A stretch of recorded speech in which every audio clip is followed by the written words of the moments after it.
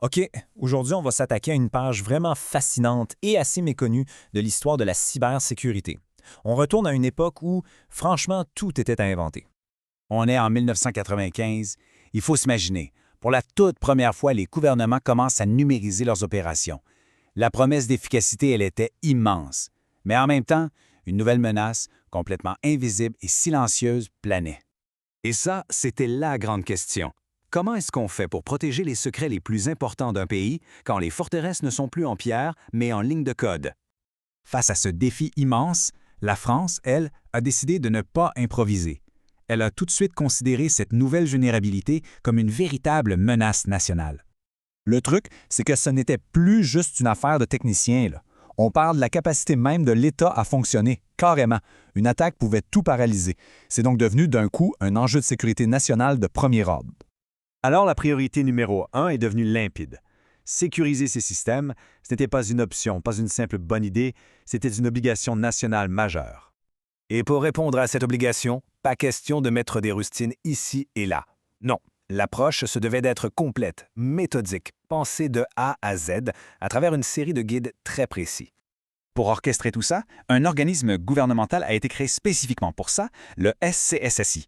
Sa mission? Établir une doctrine, un plan de match unifié pour tout l'appareil d'État. Et qu'est-ce que ça a donné concrètement? Eh bien, toute une suite de méthodologies, une série de guides qui s'emboîtent parfaitement les uns dans les autres, un peu comme des Legos. On y trouve CAS, PSI et celui qui va nous intéresser tout particulièrement, EBIOS. Chaque pièce avait son rôle à jouer pour bâtir une forteresse numérique solide. Maintenant, ce qui est vraiment fascinant là-dedans, c'est pas juste les guides eux-mêmes, c'est l'idée, la philosophie qui se cachait derrière tout ça. Et là, on touche au cœur du sujet.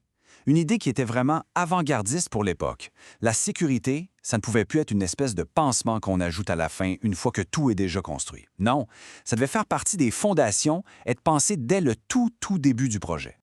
Pour mettre ça en pratique, ils ont découpé la vie d'un système informatique en 4 grandes étapes logiques, en s'inspirant des normes européennes et TISC. D'abord, les besoins. Qu'est-ce que le système doit faire? Ensuite, la conception. Comment il va le faire? Puis la réalisation. On le construit. Et enfin, l'utilisation quand il est en service. Pour que ce soit encore plus clair, on peut faire l'analogie avec la construction d'une maison. Ça illustre parfaitement l'idée. On ne bâtit pas une maison pour se demander après où on va bien pouvoir mettre les serrures et les systèmes d'alarme, n'est-ce pas? Non, on y pense dès les plans de l'architecte. C'est exactement le même principe. Bon, alors revenons à nos fondations, à la toute première brique de la maison. C'est là qu'intervient EBIOS, la fameuse méthode qui a été conçue pour cette phase cruciale de définition des besoins. Le but d'EBIOS, c'était de mettre sur papier de façon super claire et logique ce dont on avait besoin en matière de sécurité. Et ça, c'était avant même d'avoir écrit la moindre ligne de code. En pratique, comment ça marche? C'est un processus en 4 étapes, qui se déroule un peu comme une enquête. On commence par étudier le contexte. Ensuite, on exprime clairement les besoins de sécurité. Après ça, on passe à l'étude des risques. Et c'est seulement à la fin qu'on identifie les objectifs précis à atteindre.